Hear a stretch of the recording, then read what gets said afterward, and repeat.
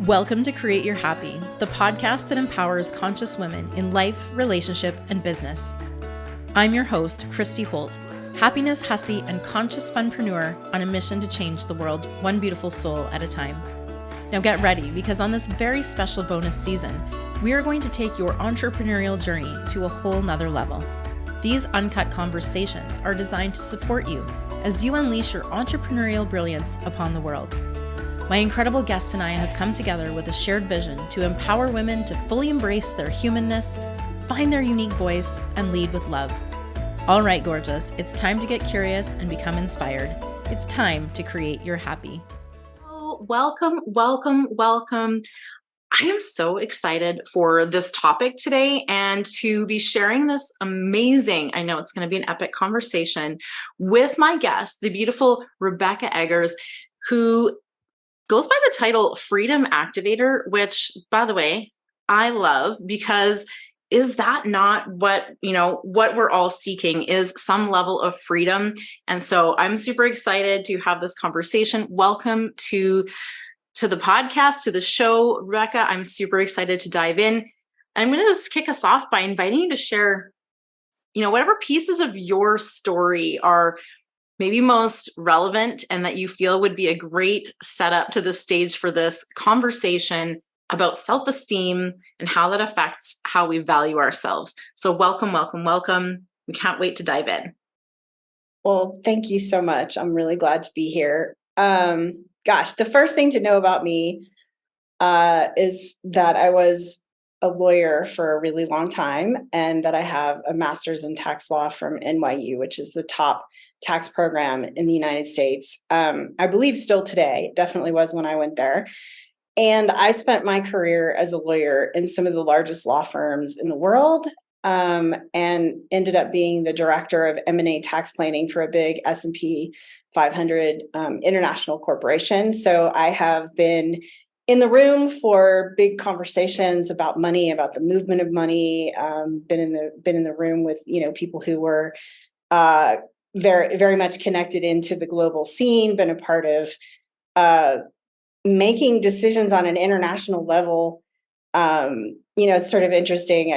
I heard the other day, I sometimes listen to a minister who said the other day something about Moses, where Moses was in the room for these nation-making conversations, and then, was leading the Jewish people to liberation, and was in the desert, and I really resonated with that for reasons that'll probably come out in the podcast, because Moses wasn't what he appeared to be when he was in those rooms. And then I had an encounter in Tulum, Mexico, in New Year's Eve, when the year was turning 2010, that put me in touch with a story, the story of the Zapatista rebels in Chiapas. And this was a gentleman who was connected with the rebels.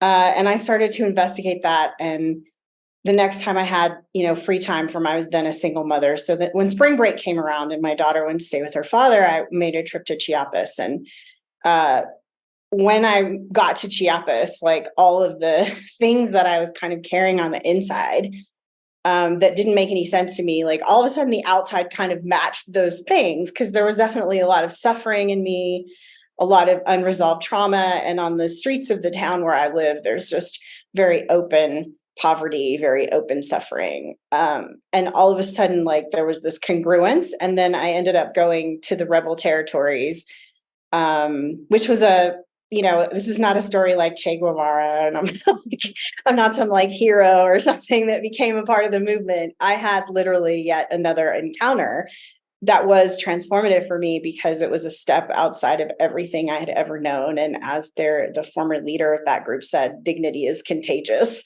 And I just really love that saying. So long story short, I toggled between being an international, corporate M&A tax director and visiting Chiapas for a couple of years before, the whole thing broke in the direction of Chiapas, because I had a complete breakdown that, it really ended my career as a lawyer. Not because I couldn't have gone on, but because there were things in my life that just simply demanded resolution. So I have sat at the top of the financial system, and I've sat at the bottom of the financial system, and I have been, in the 1%, and I have been in the, oh my goodness, how are we going to pay the rent percent? And both of those places are really hard to navigate and really equally challenge self-esteem. Yeah. And then in terms of like some of my own personal journey, there's just lots of trauma, that happened in my life, sexual abuse and rape and those kind of things that were, and my mother was murdered when I was 24. My father died when I was 22. So like, when I say that there was suffering inside of me that I hadn't yet made sense of, when I set foot in a place where the suffering was visible, I'm telling real truth there. Yeah. And I sort of jokingly say that I was kind of like the Buddha also, like these are the archetypes that I resonate with, that I was in the palace and something was missing, some understanding of myself was missing, and understanding of the world was missing. And I went in search of that understanding. So that's probably the best introduction. Yeah. I mean, amazing. Where to even begin unpacking that? But I just want to express that contrast would be very eye-opening, not just for the differences, but also the similarities, like you kind of touched on, right? If we spend our lives seeking things outside of ourselves, which is essentially what the trap of self-esteem kind of creates, this method for seeking all of the things outside of ourselves, we can get so distracted with that. And what we don't end up maybe realizing is that is separate from how we're experiencing reality, right? So we can experience that whether we're in the top 1% of the wealthiest people in the world, and we can also have that same experience if we're not. So it's apart from that outcome that we need to look at this idea of self-esteem, because it's hurting everybody, right? It's sort of put us on this path of seeking external validation, where we are actually intended to validate ourselves, right? We're not meant to go and, get accolades, although of course it's kind of nice, it's kind of nice to have external validation, but it's a problem when we start relying on that and basing our value and our worth on it, because that's not where that comes from, right? Yeah. Yeah. And I think the reason why the introductory material is really relevant is because, at the heart of everything that's happening in the world is a financial system. Yeah. And that financial system has its roots in, a particular economic order that is still maintained in many ways today. And so in order to, create and maintain that order, self-esteem is a shallow way to talk about it. There were attacks on the personhood. One of the things that was unresolved in me when I came here is that I am of Native descent. My grandfather and my grandmother on my mother's side were both from two different Native nations. And, that kind of genocide depended upon the reduction of value of human beings. Yeah. And that wasn't the first time. It started with the witch trials in Europe. That in modern history, right? You can trace it back a lot further than that. But the systems of an expanding empire depend upon creating sameness and othering people. So when I come at this question of self-esteem, I'm not really coming at it purely from the perspective of how do we feel about ourselves. I'm coming at it from the perspective of how do people want us to feel about ourselves, and who benefits if we can't maintain a sense of our value within ourselves. And I hope that what I've said so far makes it pretty clear who benefits and for what reason. And that economic system is at the heart of what is bringing us to the brink of extinction as a human race and really damaging the planet.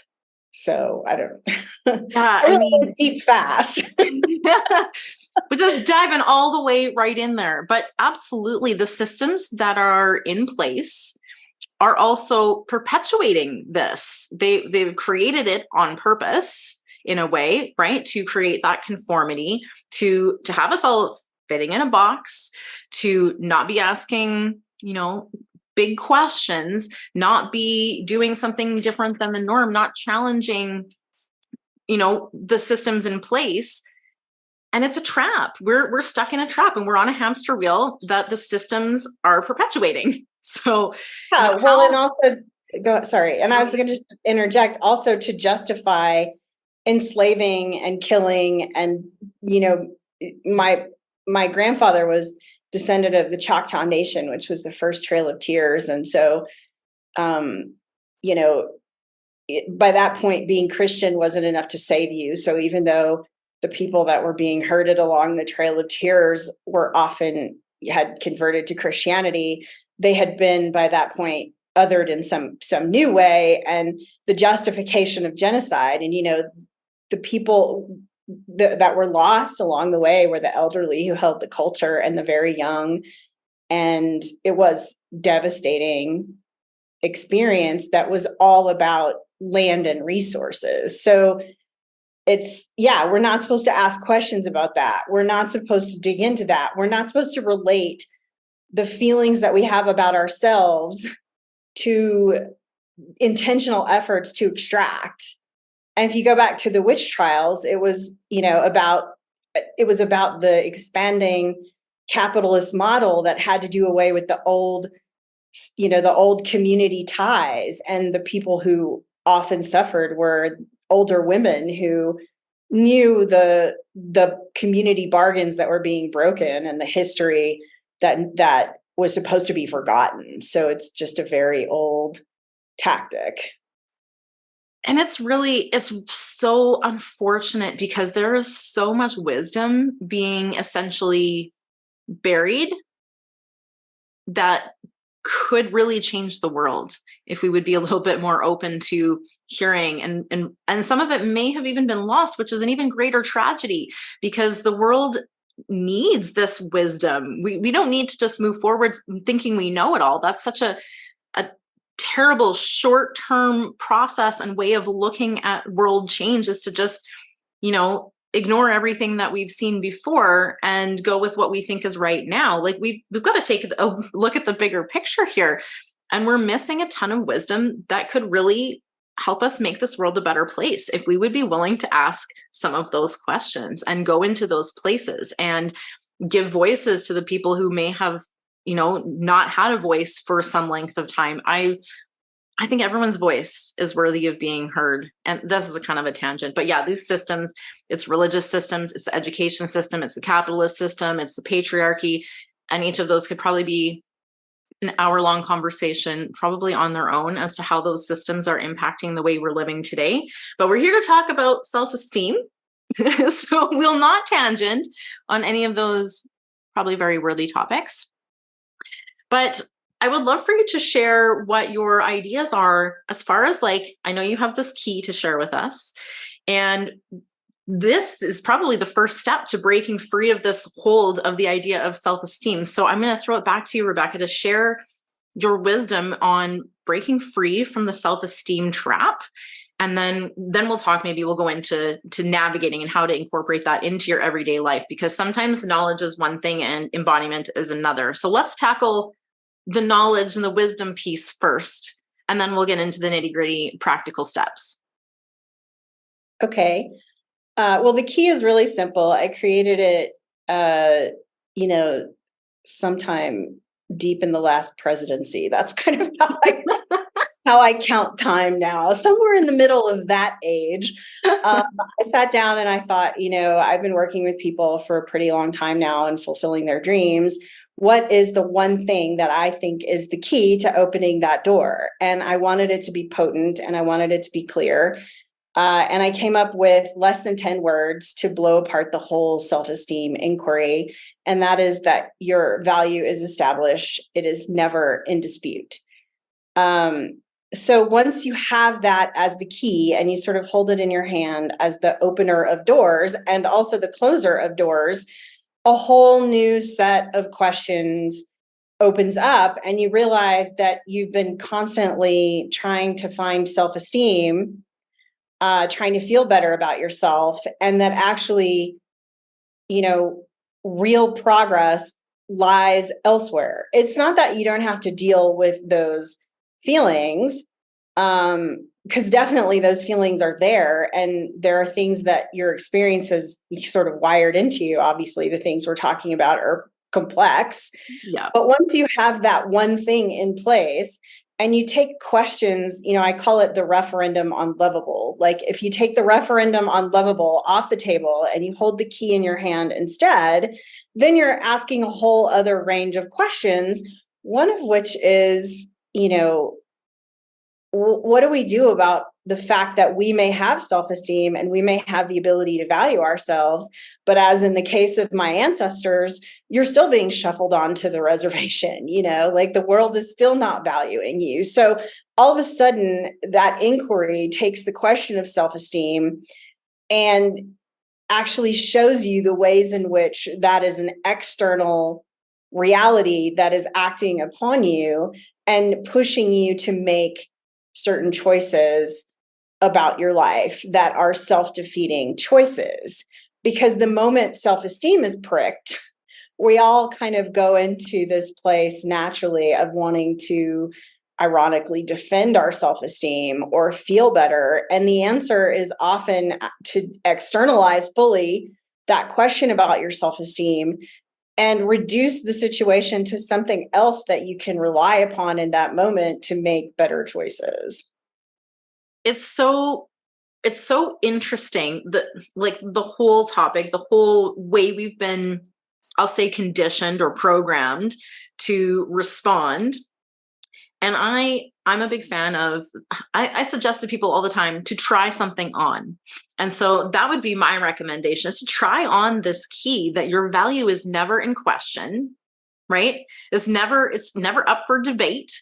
You are innately valuable and infinitely worthy. Just try that on and see where that takes you. Because if you were to say, put on the virtual reality lens of my value is never in question, I am infinitely worthy and valuable, that changes the perspective. It changes the lens. It changes the questions. It changes first of all, the way you feel about yourself when you're actually trying this on can change the way that you feel about yourself. And then when you act from that place, the actions are going to be very different, right? Because now you're not defending, you're not chasing, you're not grasping at, and you're not resisting necessarily all of those things that you were chasing, grappling with, resisting, etc. before. It's like a whole new world opens up. And I think, this, it's not easy work. It's very challenging to go within and try on some of these perspectives because they are in direct conflict with what you may have been believing to be the truth, potentially your whole life until now. If you have gone through life, say in the education system, where you're expected to not ask the wrong questions, not really ask too many questions, the right questions only, otherwise you look dumb or, these kind of things. So a lot of kids as they're growing up stop asking questions. You're taught to color inside the lines. You're taught to adhere to society's rules for things. You can't color that elephant green. Elephants aren't green. Like the arbitrary rules. First of all the rules are made up. So let's also just say that all the rules are made up. So which rules do you want to follow? And if you can start to try on some different perspectives that are more loving for you, you're going to see the fruit of that maybe uncomfortable action. So what do you think is maybe the first step? Now, trying on the idea, that's one thing. Do you have any suggestions for how people can actually practically go about trying on this idea? What might that look like in their life to embrace this idea of innate value? Well, I can tell a personal story of working with the key in difficult circumstances. My husband is Indigenous. He's Maya, from Tzotzil and Siltal, and he comes from a very different culture. And when I came into this relationship, I had a really big chip on my shoulder about, standing up for myself. And really, it was a fight still to prove that I had worth to myself by, ironically, proving that he meant to hurt me. So I had to pick up the key and really change the way that I responded to the things that were happening in the relationship, because his response to me standing in front of him and, shouting about my rights was to leave. That wasn't working. That was no longer working unless I wanted the conversation to be over. So I really stopped. I love the statement. I think the passion path is the space between stimulus and response, to be honest with you. Like right in the middle there is the passion that little overlap. That little opening. And so it's about pausing long enough to have a different response. And so if my value was not in dispute, and proving my self-esteem to myself or someone else, using someone's, hurtful behavior to reenact that sequence over and over and over and over again. If I wasn't going to do that, what was I going to do? And what I did was I used a meditation by Dr. Joe Dispenza that's called The Blessing of the Energy Centers. And every time I came to this intersection of my rights and my value and his behavior, I just went away and did that meditation and put love and respect or whatever I thought was needed, between us, kind of as the connecting point of our relationship. And then the sounds of that meditation are actually really good for like moving you out of, incoherence and into coherence. And so sometimes I would go into the meditation sobbing my eyes out, like I wasn't bypassing anything. I was starting from this place of like absolute grief and going through the motions of, okay, in the middle of my grief, key in hand, I'm going to use this meditation to take away this conflict as the connecting point in our relationship and to change the connecting point to love and peace and understanding. And then, he would come home, and sometimes it was him that went away, and that's what drove me to the meditation. So, throughout our relationship, whenever I've gotten into this place where I'm fighting for my position, it's like almost a relationship ender. And I think that's because I wanted to learn to use the key.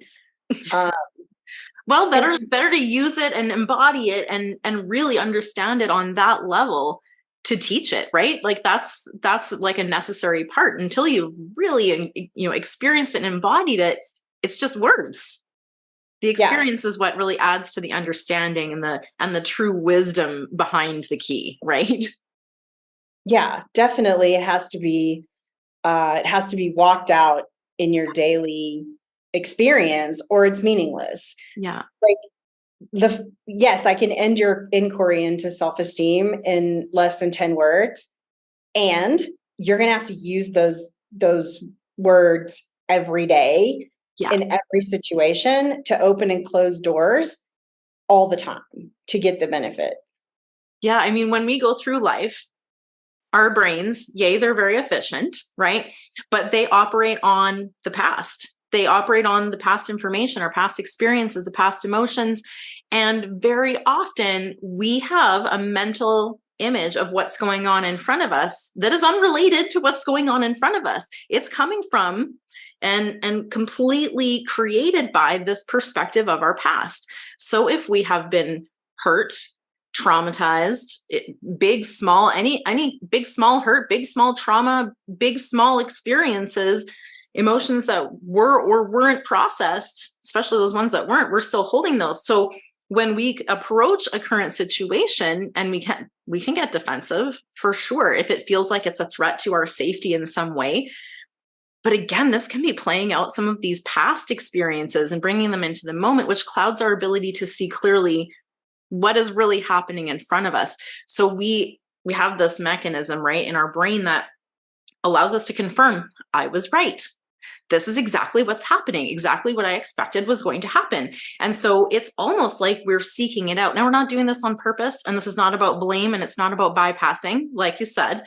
It's about awareness, right? Because sometimes we can't see the patterns that we're perpetuating. We're too close, we're too in it. We just can't see it for, you can't see your own eyeballs, right? Without something to reflect back to you. And so we can get into this trap of this confirmation bias. We can experience relationships where there's tricky things. And sometimes history, we'll find it repeating, but it's less so necessarily that it's actually repeating. And sometimes it's our perception that it's repeating. And we will create conflict where there is none, simply because we expect it. This is something I talk to my kids a lot about. If you go in prepared for battle, guess what's received on the other end? They're like, oh shit, they're ready for battle. Like, I better step up, and like, this is obviously going to be a battle. And so if we can do what you said, pause, breathe, be here, take the blinders of the past experiences off and look at it with fresh eyes. Ask questions, get clarity, right? These things will really open up the communication in all of our relationships so that we can really deeply connect with one another, instead of just going on those assumptions and those past perceptions that we're trying to confirm, because we don't want to be wrong. That's part of our kind of human nature. It's like, oh, I was wrong. That's something else I want to challenge too. I want to say, you have to learn to be wrong, because that means you're growing. If you're never wrong, you're not growing, because part of growing means recognizing like, oh, I see something differently now. I see a greater, more expanded perspective, and I wasn't completely right before, right? So that's another, try this on, be willing to be wrong, because it's actually an outward signal that you're growing and evolving, which, yay, we want that. Yeah, I mean, I think it could even just go beyond blame entirely to the place, he's getting pretty fluent in English at this point, and I'm pretty good in Spanish, but we're still talking across cultures, we're talking across languages, and oftentimes there isn't any blame to go around. There isn't even any point in talking about it. Like, there are a myriad of things that simply get resolved when you change the connecting point that you're habitually set on. And you begin to exercise discipline in connecting through that new space, which is what made that process that I was using, at that time so valuable. I will say that, like, that's not a substitute for making peace with yourself. I had already done like years and years and years and years and years of work for making inner peace with the parts of myself that I had rejected. And, part of my work is soul reconciliation. And when I start to work with people, we start with soul reconciliation if they haven't really done that integrating of self, the integration of their gifts and the things that they have left behind. But there comes a point at which it's not about making peace with yourself anymore. It's about the discipline to do something different. And that's when the key and this particular practice can be really, really valuable. And then there are things that come later that are even beyond the discipline and the new habits. So, yeah. And I think, there's one thing to have a positive intention that you're, wishing to create, connection, love, peace, happiness, whatever those things are, which as an aside, those are your intended state. So everything else is actually in the way I see it, everything else is actually blocking you from experiencing your intended state. Your natural state is of joy. It's love, unconditional love, and peace, and all of the things that feel so, so good to you. Now, that's not to say life around you isn't going to create all kinds of opportunities for other experiences, and for you to, set your intention, first of all, on what it is you wish to create. Because if we don't set our intention towards it, our actions are not going to be in line with that. We're just kind of going about business. And, if we don't have an intention set and something we're acting towards, we're going to just keep experiencing the same thing on repeat, like Groundhog Day, wah, wah, that familiar comfort zone that's actually not very comfortable and we want to get out of it, but we can't seem to. And the next piece to making it actually happen is not just setting the intention and being like, okay, I'm good, that's all I have to do, is acting in alignment with that intention, which means walking out your days, holding that key in your hand, trying on that thing, wearing that thing to see how that plays out in your experiences. And if you are not someone who has been in the habit of pausing, because so many of us are constantly in a rush, we're busy, we've got all these balls in the air, we're not taking the time to pause, and we're reacting instead of taking that moment to pause so that we can then choose the response that matches what we intend to create. If you wish to create a partnership, your initial response of being defensive immediately creates an us versus them, right? So if we don't want to create something that's us versus them, we want to create a partnership, we need to remember that when we're responding and take a moment to reflect on that goal, that intention before we respond. And that is a huge game changer for a lot of people, especially people that think it just is the way it is and that there's nothing they can do about it. The good news is you may not be able to change all of the circumstances before you, but you can change how you respond to them. And that is how we are actually going to change the world, because the only thing we can change is ourselves. So as we navigate this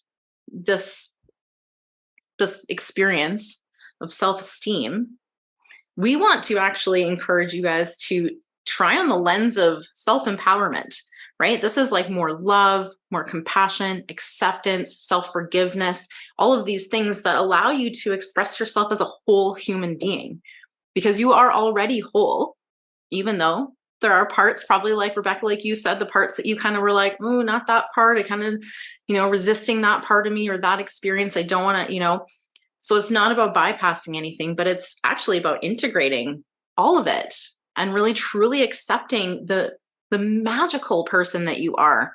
Never mind what anybody else has to say about it. You're magical. Like, we're each magical in our own way. We have our own unique qualities, our own unique characteristics, our own unique gifts. And even the perceived weaknesses are actually probably superpowers in disguise. We've just been told, that's a problem. And so we sometimes will take that on. And this is really the problem with outsourcing that validation, outsourcing and looking for, self-esteem by our works, by our personality, by the things that we're doing, instead of sitting in our inherent worth, which is infinite. Well, and letting our feelings be what determines things. Like I often say that when I met my husband, I was literally unlovable. And that does not mean that did not merit love. It means that even after many, many years of work, that self-esteem issue, that not knowing, not being able to hold your value, makes it impossible for people to actually love you, because every conversation and every tense moment in the relationship becomes it becomes a battlefield over your worth and your how you feel about yourself. And it's not that completely goes away. I was just saying before we got on here that, like, my gremlins were talking like all morning long, and they really like they had some choice words for me, and I was so it's not like it completely goes away and we're never challenged in that way. It's about being able, when we are challenged in that way, to choose the pathway that leads us closer to what we want to experience. Yeah. And that sometimes is, talk about grief. The worst grief I ever experienced was when I started this practice of changing the connecting point, because I couldn't act out the sequence anymore that brought me to relief. Yeah. Like, I think that's actually a really important point, if you don't mind me launching into it. Yeah, because, absolutely. I prepared a little gift for you guys that talks about the 5 steps of a trauma cycle versus the 5 steps of a blessing synergy. And this applies at the individual level with your relationships, and it applies at the, sort of macro level in terms of what you're trying to create in the world. And ideally, what we want is the blessing synergy. We want to be in a situation where together we can do more and we can create more and we can get to more flourishing. But with the trauma synergy, all we can do is create more hurt together. And that's ultimately what I was trying to interrupt. So let's just get down to the nitty gritty of it. The trauma cycle, it moves from a hopeful new beginning to you begin to feel, oh, yay, I'm in the new beginning. And then there's tension that builds up and there's fear that builds up. And like one of the things I do in my work is send people off to do a meditative process that's about finding the edge of your ability to have. I trigger you on purpose so that we can find this tension point, because the tension point is where your actual hopeful new beginning is. And you have to get to that tension point and stay in the tension and create from that place of tension. It's the place where paradoxes get resolved. Yes. And into something higher. And so, in my example, the paradox was, I feel like my husband said something awful to me, or he's done something or whatever. And the other side of that was, and what I really want is love. And how can I really want love with someone who has done this thing, and that paradox gets resolved by choosing to enact the practice, whatever your practice is, that moves you to the blessing synergy instead of to rupture of whatever it is that you're creating. And once the rupture happens, then you have the drama of, can I win him back?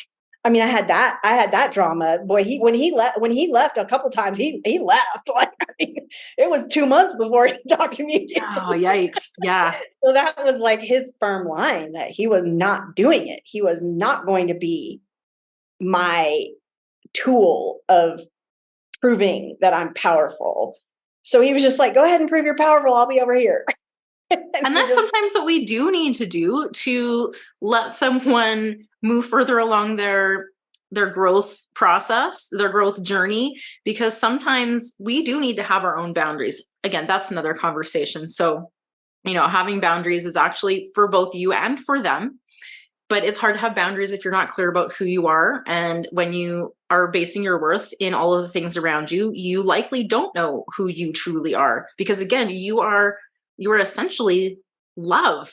But we'll forget that. We'll forget that we're whole and complete just as we are. And we'll put some parts of ourselves, those parts maybe that, someone told you they didn't like about you, or you maybe made a mistake. And so you're insecure about that part. So we'll tuck those away and we'll be like, I'm missing these parts, instead of being like, actually, they were there all along. We just shoved them aside. So we spend our whole life searching for something to fill what we think is missing.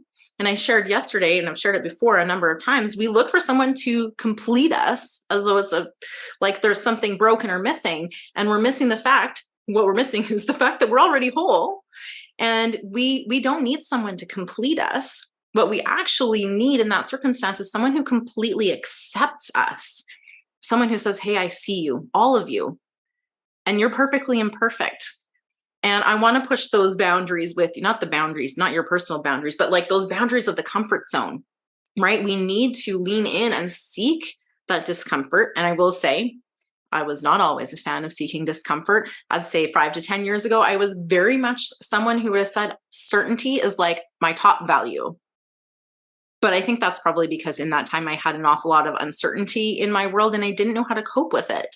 And so I thought, well, I just really value certainty.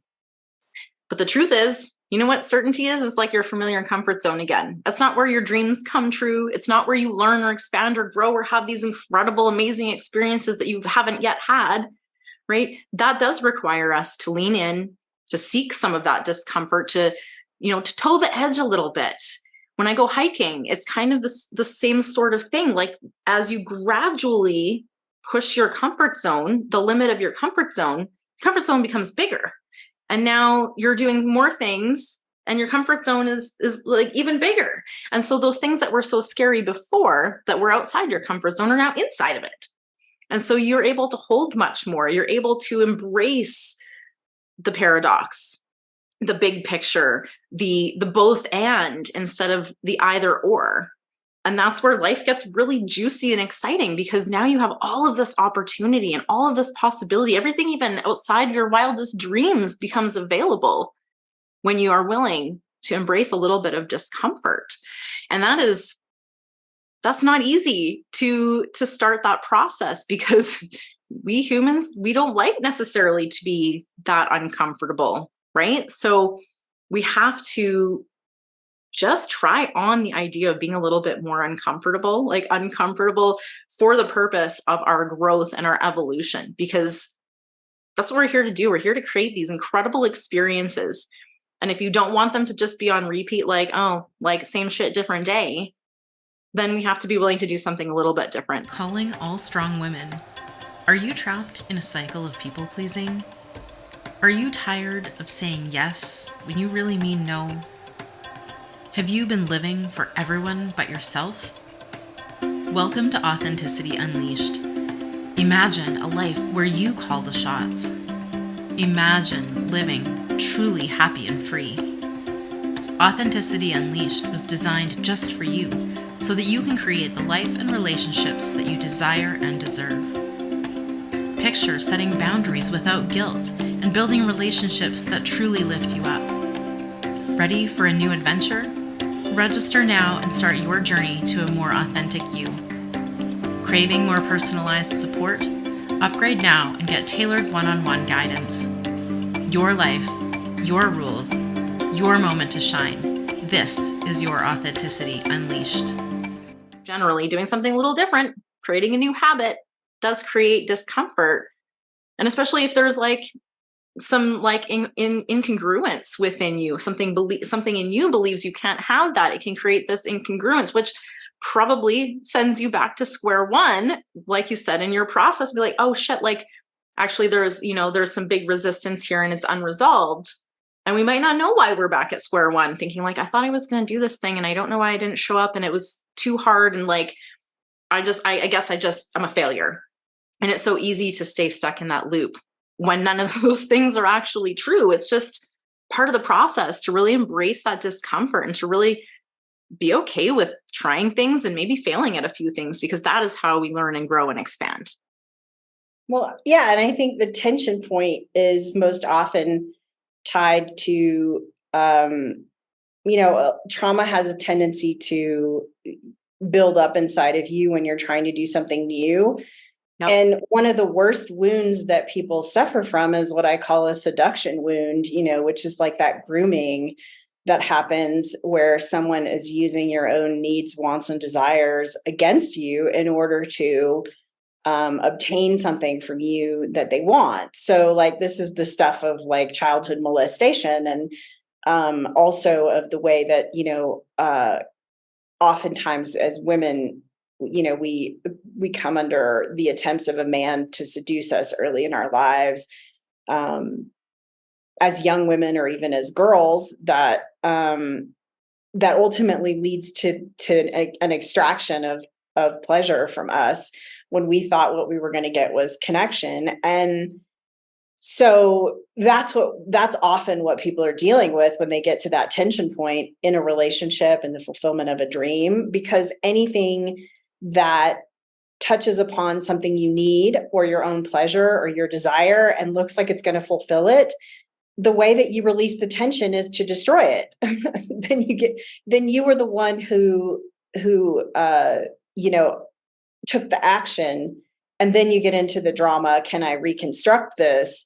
So it's the same cycle that actually exists in all abusive relationships as well. It's the same dopamine, injection, and also the same tension that builds up in any abusive relationship. And one or both parties, what happens is somebody discharges the tension. And oftentimes that ends up being, can be very violent when someone discharges the tension. So this is not like lightweight stuff that we're talking about here.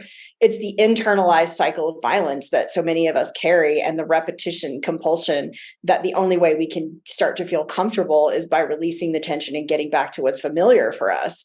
So that when I say that point of tension is the real door to your hopeful new beginning, it's like the only way that you can actually break through. So if you can enter that point of tension with self-esteem off the table and make a different kind of choice and stay in the tension, because shame is really a self-esteem manifestation. It's about there's something wrong with me, not that there was something wrong with my choice, right? So you get stuck in there's something wrong with me, and all those feelings and that tension build up. And the only way out is to harm ourselves, or someone else, or what we love, know. So getting into the blessings energy, getting into a place where you can hold your sovereignty in the face of these challenges is a huge imperative if you want to actually have an impact in your life and in the world. Absolutely. Again, it's embracing that bit of discomfort, learning to sit with it, and you can become more resourced, right? You can add some tools to your toolbox to allow you, to get more comfortable embracing the discomfort, to get more comfortable sitting in a little bit of tension. And the truth is that tension probably isn't going to hurt you as much as your mind is telling you it's going to hurt to stay there. And the truth is, the more we stuff it and avoid it, the bigger it grows, because that shame really just festers when we're trying to stuff it away in the darkness. But when we bring shame to light, it can't survive. And especially if we can do that while holding this key, while holding this perspective that we are infinitely worthy, and that's not tied to our personality or our actions, but we can act from that space. And when you know better, when you're more confident in yourself and you feel better about yourself, you act differently, right? And so this is can be a sort of a fast track to up leveling yourself. Just believing that you are valuable and worthy as a starting point is a big shift. Yes, definitely. And I also just want to say that for my husband's side of it, he was taking an action that I think is a huge correlate to applying the key. He was saying, these are my principles, and I'm not interested in this game that you're playing, and I'm not going to participate in it. And if this is where we're going, I'm out. Yep. And, I was giving a talk the other night on a mistake that I made in my business. And the woman said, do you know your triggers? And I said, I know my triggers, but I was playing at another level. And so the question isn't, do I know my triggers? The question is, what saves me when I know my triggers and I have a blind spot? And the answer is principles. Principles will save you every single time. When you do not know what else to do, apply the principles. And I really love this because it comes from the 12 traditions of Alcoholics Anonymous, which is principles before personalities. So my husband didn't care who I was or what my personality was or how much he loved me or what his sentimental feelings were. He just wasn't going to be in the room with that. Right. And he applied the principle ruthlessly. And I wanted him and loved him enough that I wanted to change as well. So he applied the principle and challenged me. So I would say what I look for in any relationship is someone who's willing to challenge me.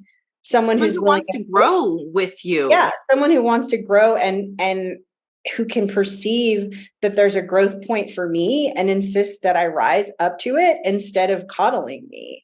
Absolutely. And that is one thing he never does. He does not coddle me.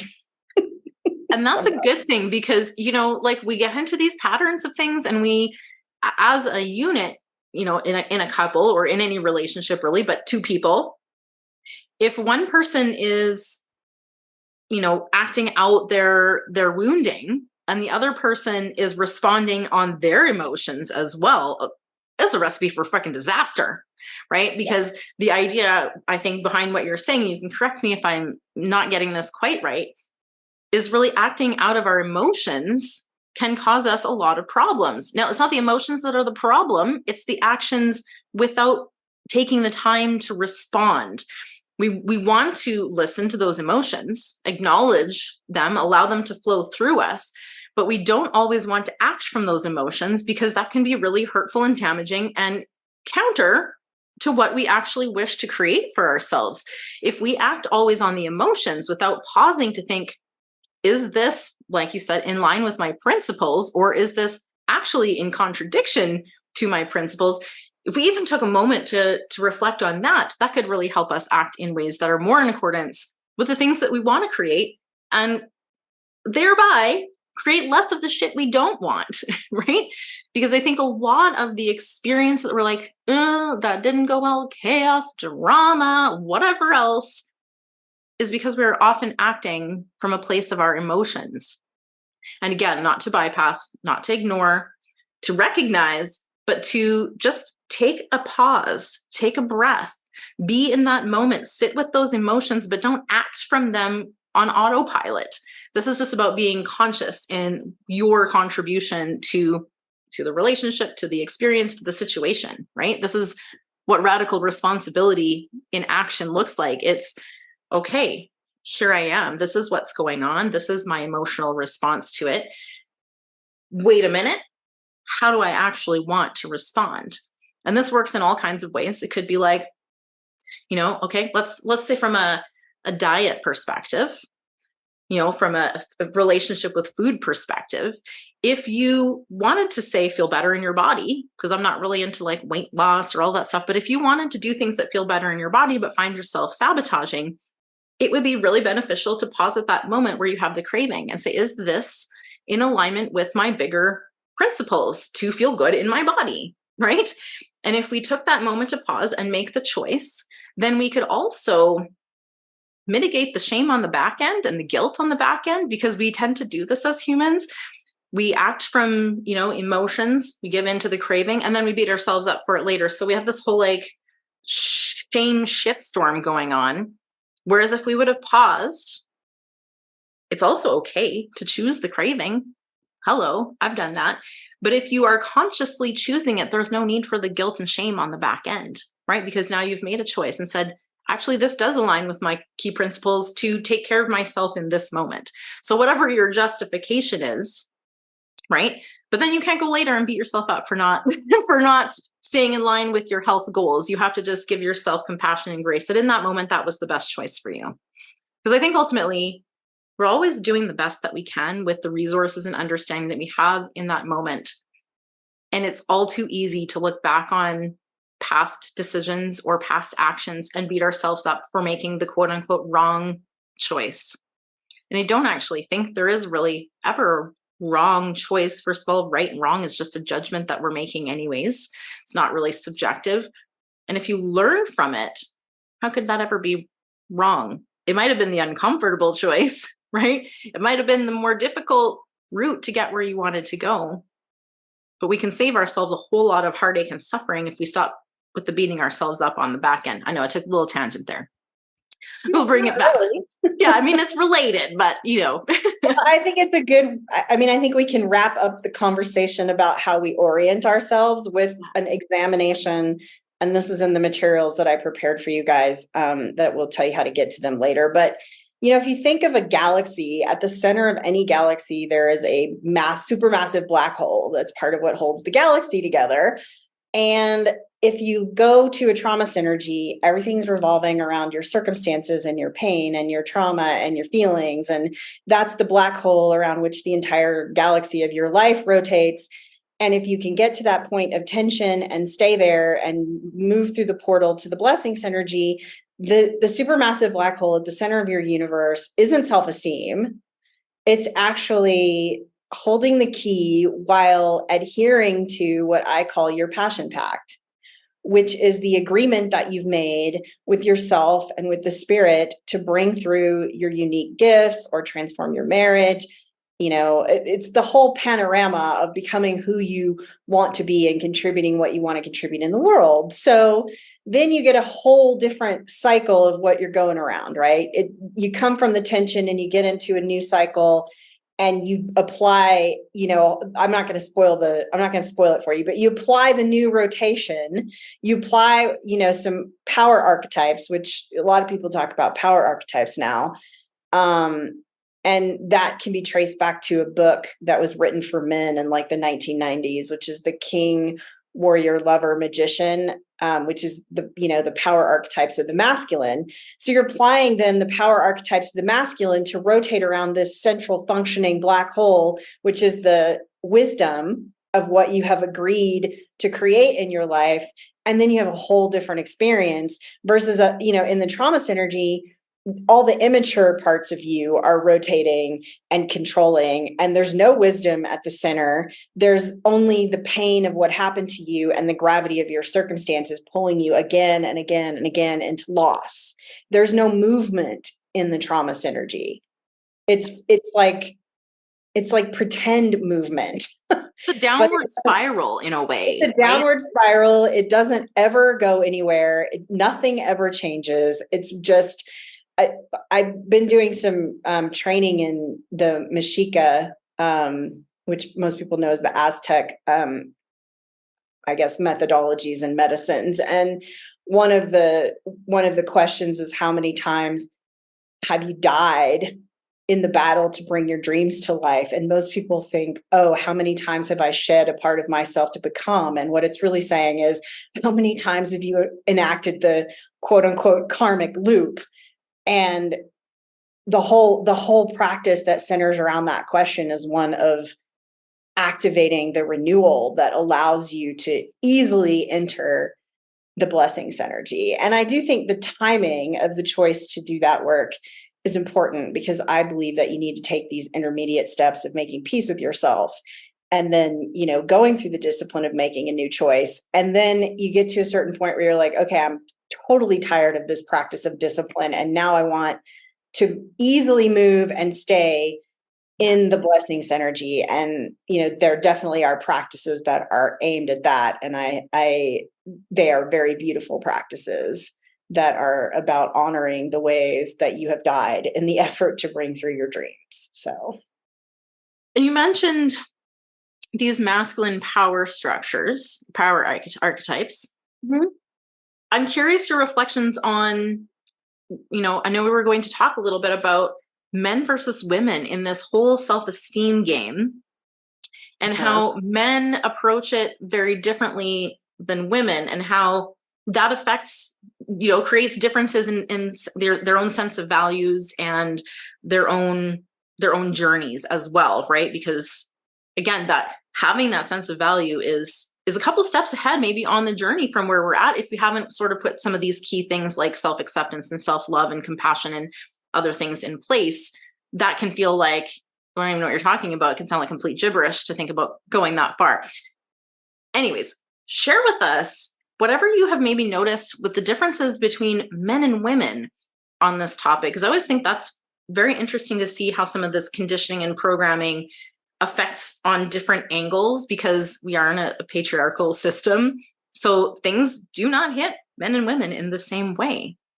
Yeah. And I mean, it's somewhat of a false dichotomy that I created just to provoke interest. So I'll confess to that, because there are certainly women who are following this other pathway as well. But what I see on Facebook a lot, because I'm surrounded by women entrepreneurs and women who are spiritual healers, and all of this is this nonstop conversation about feeling better, and how do you get a man, and how do you submit to the man, and all of these things, and like relational and emotional. And those things are definitely important. Like I do not take for granted the fact that I have a loving, amazing partner who challenges me and who I am excited to be, bringing offerings to the world with, and all of that. So I'm not making light of the fact that women need and want that, and that it's a vast open chasm of hunger when that's not met for many women, not all, many. So, and, built into that, we have some systems in place that really, for our survival and safety for so long, we required a man. And so this is probably partially old programming and conditioning still playing out in this desperate seek of a man. And that plays out on the other flip side of this. I'm so independent, I don't need a man. Right? Exactly. And so this is like two sides of the same coin. I'm going to show you, like I had. I'll show you. You can't treat me that way. Yeah. So I want to honor that we have that conditioned or inherent need, and that it is a whole, and that self-esteem plays right into that, and that our relationships with men and blah, y'all know the story. And I honor that story. But what I notice, because I also hang around on YouTube and I listen to people who are talking about massively transformative purposes and impact and all the things that are happening in the world and all the transitions that are happening in the world. And, one of my favorite things is the Flow Research Institute. And I hope I say his name right. I'm terrible. I think it's Stephen Kotler is the right pronunciation, who, he wrote a book about doing impossible things. And what I notice is when you climb Mount Everest, you naturally build some self-esteem in that experience because you meet challenges and you overcome them. And I noticed that the world of men is about finding and meeting challenges and overcoming them. And that's also the world of Rebecka, to be honest with you. I prefer a challenge over, something, I don't know, working on my self-esteem any day. So my whole approach to self-esteem has been a challenge. But we often get caught in trying to feel better. And we fail to realize that if we actually look at how do we achieve impossible things, which, by the way, these men are actually that I'm following. Stephen Kotler is a great example. They are actually looking at how do we engineer the process of doing impossible things. So while the world of women is like, how do we engineer feeling better about ourselves so we can have a man and maybe have a business? Men are over here, how do we engineer our bodies? How do we engineer our journeys? How do we take advantage of our natural human drives? How do we overcome that set point in our lives that I call the tension? And in the process of doing that, they're learning about their own competence and they're building their sense of themselves as competent people. And the world is set up to actually help them do that. But that doesn't mean that we can't do it also.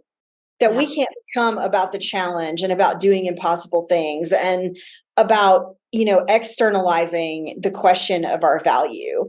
And there's a fine line here. One of the things I have that I keep debating if I'm going to put it back out in the world, it's kind of half in the world right now, is my trauma alchemy quiz that will tell you what your primary trauma coping strategy is. And one of them is wounded achiever. So you've got a lot of men who are operating in wounded achiever, wounded warrior. It's wounded achiever, wounded warrior, wounded lover, and wounded visionary are the 4 trauma archetypes.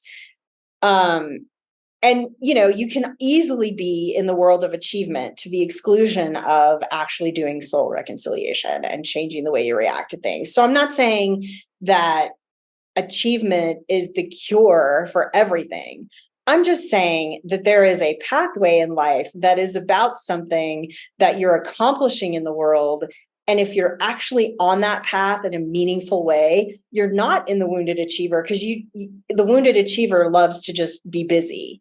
The wounded achiever does not actually care about the end accomplishment. They are the flight response in symbolic expression. So that's not the path I'm talking about. So I'm talking about if you're going to climb Everest, I assume you have to be focused. You have to have a deep focus on the next move that you're making, and you don't have time for busy work, and you're not in question. You're in flow.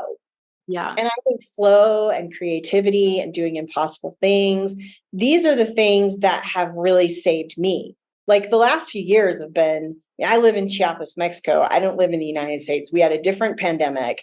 We had different challenges. We live with a lot of uncertainty. If you looked at the news, you would find out that our state is exploding in violence right now. So I'm applying these principles in rough and tumble conditions. And it is these things that I'm pointing out to you that have saved me. When I think I can't go on, shift into creativity. When I think I can't go on, remember that doing impossible things is hard. When I think I can't go on, remember that I'm valuable and choose from there, no matter what I am facing. And sometimes with a lot of tears. Yeah. This life isn't always easy. There's a lot of pieces that make us feel uncomfortable, but having that basis, that foundation changes everything, right? Because then it's not about trying to fix yourself or try to fill a gap or it's again, you're not having to seek outside of yourself. You are solid in knowing you are worthy, you are valuable, you are, doing the things that light you up, right? and everything happens one step at a time. Like, no one out there is like skipping all the steps, and they're not just showing up and climbing Mount Everest. I mean, maybe somebody did. I would assume that there's a lot of preparatory steps. And I think a lot of people incorrectly assume that maybe they don't have clarity on every single step, so they don't begin, right? They're like, I don't know what it would take to climb Mount Everest, so like, I guess I'm out. And if that's something that lights your soul up and you're denying that, you're missing a really solid opportunity to build that validation from within, because it's not about seeking those external accolades, which I feel like you mentioned in the Wounded Warrior, or it wasn't the Wounded Warrior, but whichever archetype, Wounded Achiever, thank you. In the Wounded Achiever archetype, it probably shifts over into doing it for other people, doing it for the accolades, doing it for the props, right? So that you doing can it just look so and you don't feel have good. To feel anything. Just so you don't have to feel anything at all. Like, never mind the awards that you might get for doing, whatever achievement you're achieving. Sometimes you're not even trying to actually achieve anything. You just don't want to be still. Yeah. And that's not what it takes to climb Everest. No, one foot in front of the other, and a lot of mental, physical, emotional preparation. Like, that is a real journey. We all deserve to have our journey, our version of climbing Mount Everest, whatever that, burning desire inside of your soul, that's what's calling you forward to go and, as I like to say, like, do the shit that lights your soul on fire. That's meant for you. Those dreams are not there to tease you. They're there to encourage you this way, right? This Women way. are not encouraged to do that.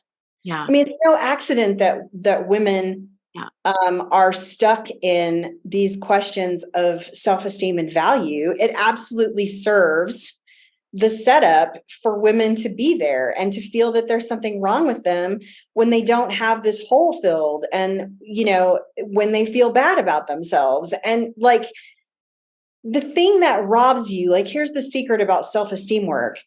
It never ends. You never actually move on from trying to feel better about yourself to fulfilling your dreams. You start trying to fulfill your dreams and move on from trying to feel better about yourself. Like, that is the transition point. And you get that black hole operating in the center that contains within it the assumption of your value and the pact that you've made. Yeah. And that's beautiful. That's where the freedom and the excitement, the expansion, all of it exists when we're leaning into that. And I wanted to just add that I feel like at times, trying to formulate this in a way that's clear and concise, at times we really just get stuck.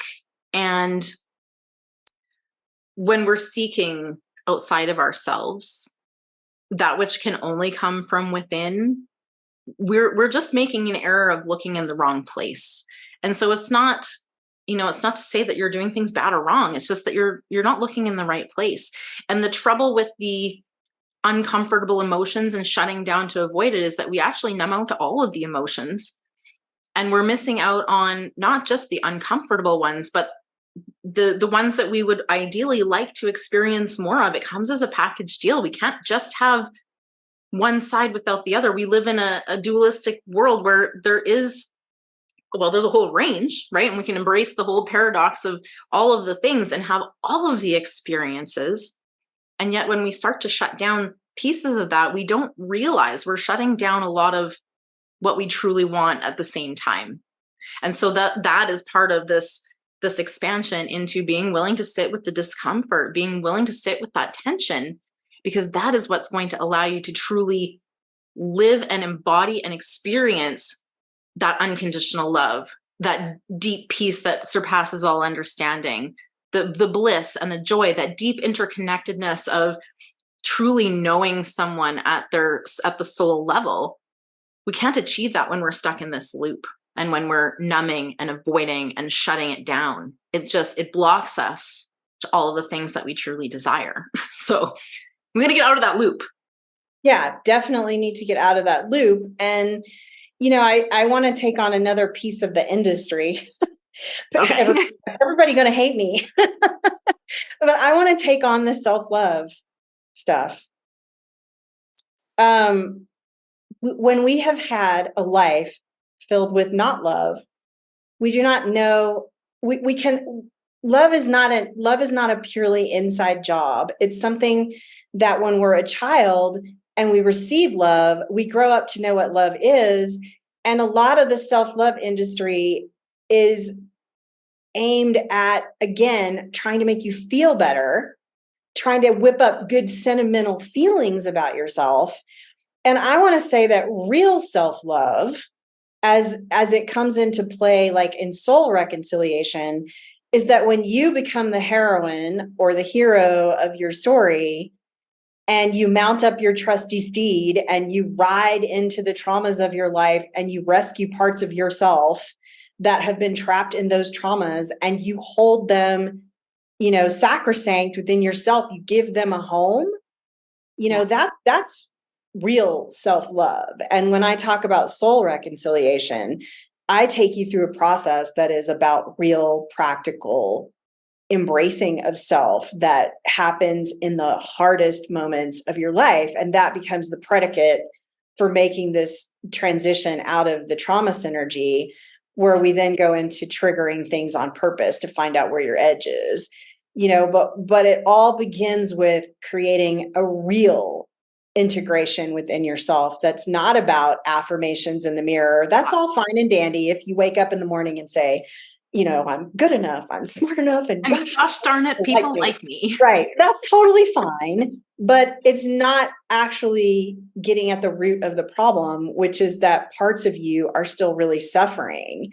And we're not, we don't bypass that suffering in real self-love, right? We Right. go through a process of loving ourselves that was not imparted to us as children.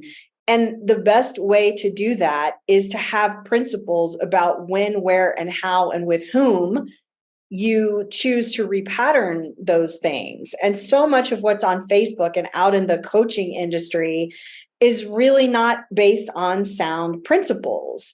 Yeah. And, I just realized something as I was talking. Can I just throw one thing out there?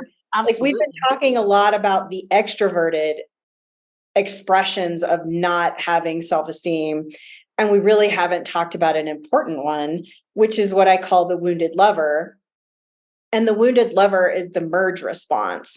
So you have so little self-identity, you have so little self-esteem, you have so little sense of your value that you, I kind of jokingly say in that profile that if someone did a scan of your brain, they would just see the scan of someone else's brain, because you take on someone else's identity at the most extreme, and their desires and wants and what have you, to such an extent that you lose yourself entirely. So that's the introverted kind of expression of this problem. And I just didn't want to leave those people out.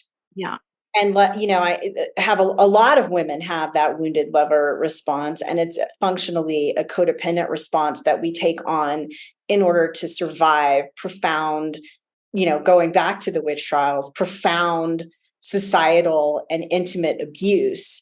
And because I tend to be extroverted and because I'm kind of masculine, I sometimes forget to talk about the ways in which we were programmed to lose ourselves. So I just wanted to touch on that before we left like a huge number of the audience out of the conversation entirely. Yeah, I mean, these patterns can manifest in different ways for different people. So if you are listening and you didn't hear something that resonated perfectly for you, that's okay. You may be somewhere in between the various stories and various situations. You may feel like it's a sample of this and a little bit of that, and that's okay too. Your experience is your experience. Whatever your experience, it's valid. And so we invite discussion. I mean, absolutely, we would love to hear from you and get your insights, your feedback, your questions, your aha moments from the conversation, because this is, I think, a valuable conversation and one that absolutely deserves to continue growing. So we would love to hear from you. And I agree, I don't want to go full back into the self-love thing, but if you don't fully understand and have a clear definition and understanding of what unconditional love is, or perhaps you were never modeled that, and you don't even think unconditional love exists, it is going to be very difficult for you to experience that which you don't understand, right? That's just the way that life is. If you don't really understand something, it is a little bit more difficult to create that experience for yourself. And so working with someone who can help you to understand, and just like you said, it's really embracing the whole ass human and what I call like the messy fucking beautiful adventure of life, because it's not always, sunshine and roses, and it doesn't always have to be gloom and doom. It's what we choose to make of it. And so the more that we set our intentions forth on creating what we desire and act from that place, the more we will be able to operate in our true intended state of happiness, joy, peace, love, all of the things that most of us aspire to, and freedom, right? I think essentially all of it comes down to like safety, freedom, and yeah, that's pretty much it. I think safety and freedom kind of at the very, very foundation of most of what we're seeking is to create safety or to find freedom. And that's a valid human need, a human desire. And so I want to just encourage you to take whatever steps you need to today. And at a minimum, try on some of these different perspectives and ideas and just play out, even only if in your mind, what that would do. What would that impact? What would that create? How would it make you feel? What would your experience look like if you just try on something a little bit new today? So Rebecka, I want to invite you to share about, you have this incredible freebie, and I will say, everyone listening, I took a peek. It's incredible. Definitely snag this freebie. So we know you have this freebie, and we'll make sure we have the link for that below. But I'd also love for you to share where people can best get a hold of you, get in touch if they want a little bit more of your wisdom in their life. And as well, you're welcome to share any offers that you would like to share with the audience as well. Okay.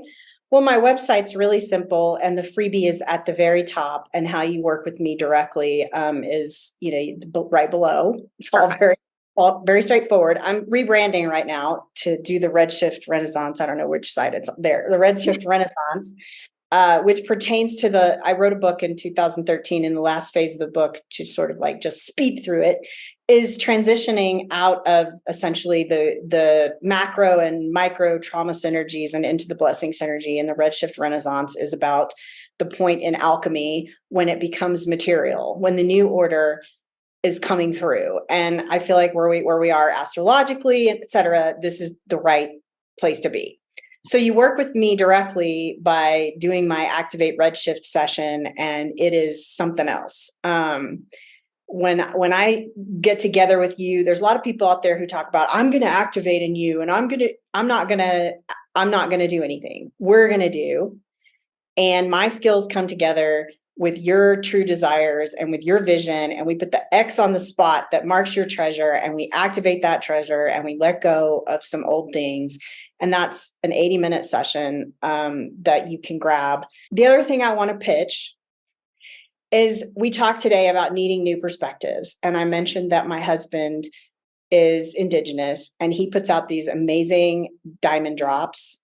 One of which is, one of my favorite ones so far is spend time with people not on your level. And he means up and down 360. And he does dream interpretation. We actually collaborate on dream interpretation.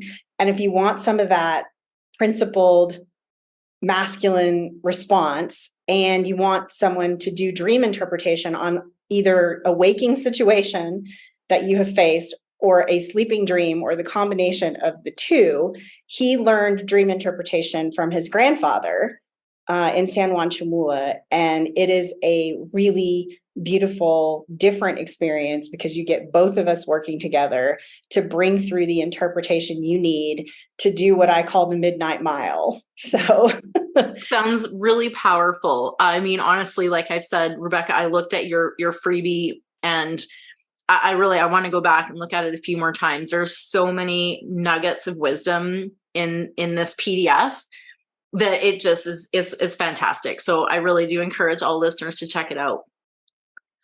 I would love for you to wrap up this incredible conversation that went really long. It did. And that's okay, because sometimes the juicy stuff it takes a little time to percolate, and there's a lot of nuance to the topic. So want to make sure that we're trying to trying to embrace some of that nuance and bring different facets of the conversation. And like you said, taking that 360-degree view so that we can really, really approach this from a really big picture. And then also from that micro level as well, because there's a value in looking at things from different angles and different perspectives, because it really helps us to shift out of the singular perspective we may have been living in. I would love for you to share any last thoughts or wisdom nuggets or just messages or practical action steps, anything that you feel on your heart to share with the listeners, just to round out this super incredible conversation. Yes, I will end with fail on purpose. And I'll tie that back to the process I take people through of triggering themselves on purpose, so that you trigger yourself in the practice ring. And then when you get into the arena to do the real thing in the real battle, which is kind of with yourself as much as with anything. Yeah. When you get into the high stakes moment with yourself and your dream and your partner or whatever, you've actually faced the place where you fail and the edge of what you can have. And I think failure is one of the words that we have to carry forward in these uncertain times. Failure, non-attachment, impermanence. These are the watchwords of the day as we move into an unfamiliar era in which these practices and these things that we have talked about today are essential. We have got to get past what we feel in order to get to where we need to go in the next era and iteration of the human race. We cannot waste any more time on. And why would you want to? Like, life is short. We, every minute that ticks by is, we're closer to not having that minute again, right? So we want to embrace as much of this messy, fucking beautiful human experience as possible, because that is, to me, that is our purpose here, is to really embrace the experience, to create the experience, to just take what would only be information and really, truly experience it. This is just a whole different ballgame. Thank you so much for sharing all of your wisdom. Listeners, I hope you go out and fail forward, or, try something new and start to build some of that confidence, because it's in those mistakes that we most learn and grow. So if you can start to shift your perspective on making mistakes and failing, you're going to see that it's going to be a lot easier to embrace a little bit more discomfort every single day. So thank you, Rebecka, for being here. To everybody, I love you. Now let's go do some epic shit, shall we? Mwah. Thank you. Thank you so much for joining us on this episode of Create Your Happy's special bonus season. I trust this real, raw, uncut conversation will fuel your inner fire and provide you with the practical action steps needed to propel you forward. It's time to unlock your path to consciously creating an impact and leaving your legacy. If you've enjoyed this episode, please like, subscribe, and share with other women in your life who could use a little extra inspiration today. My guest and I would love to hear from you. You'll find the links to connect with us both in the show notes. And if you're ready to take your life, relationship, and business to the next level, I invite you to consider working with me one-on-one. Together, we'll up-level every aspect of your beautiful human journey to create the fulfilling relationships that you desire and deserve. Reach out to learn more about how we can embark on this transformative journey together. As always, get out there, have fun, be you, and create your happy.